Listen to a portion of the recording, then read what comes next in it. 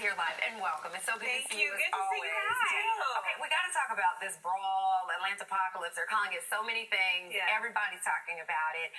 A lot of versions of what happened are being tossed around. You say Nene is to blame for what we saw. What happened? Well, first of all, I don't like to say this person is solely responsible. So you're saying or it's that not person. Nene's fault? Well, I didn't say that. I said that basically I feel like she set the tone. As soon as I walked into the door, I feel like it was almost a setup. And it was supposed to be pillow talk, It was right? supposed to be pillow talk, but then, you ask certain questions, you have people in the room, but you know it's going to be some tension, and then you keep pressing the issue, hoping for a different reaction, and that's exactly what happened. Yeah. And I was just really disappointed by the entire thing. It's just not our brand.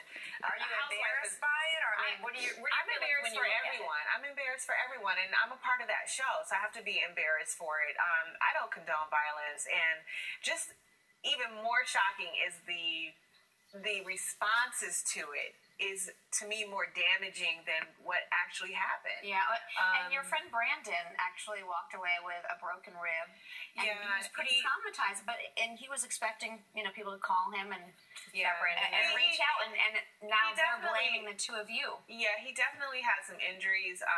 It was a hard time for him, and I felt even more responsible because I brought him in that situation, and he was only doing the right thing, which any man would do, is defend a woman. The man that was there, that was a guest of ours, Christopher Williams, grabbed my arm aggressively, and he has a not so nice reputation when it comes to women.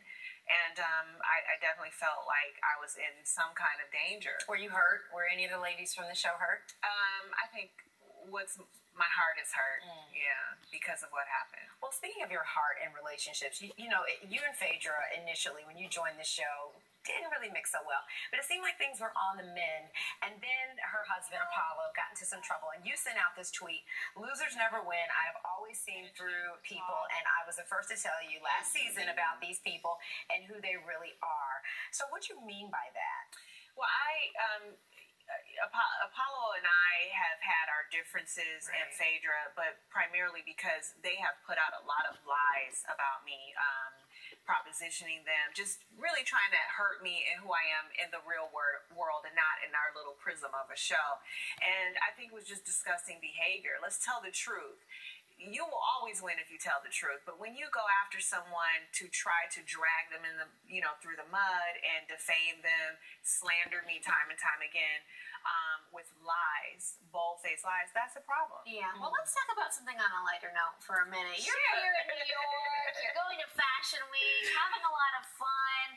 I know that you just went to the Michael Costello show. What is your favorite thing about Fashion Week, and are you going to more shows? I will go to some more shows, and I love the Michael Costello show. I wore him on Arsenio Hall recently, and just Twitter and every place blew up, but he's so talented and he's so nice, and I love to see good things happen to good people. Well, we always love to see you. Love that color on you. You always you, look amazing. gorgeous. Love to come back anytime, and you can catch the drama and the good times on The Real Housewives of Atlanta every Sunday night at 8 p.m. on Bravo. Kenya, thank you as always. Thank you, girls. Good to You're see looking you. beautiful as ever.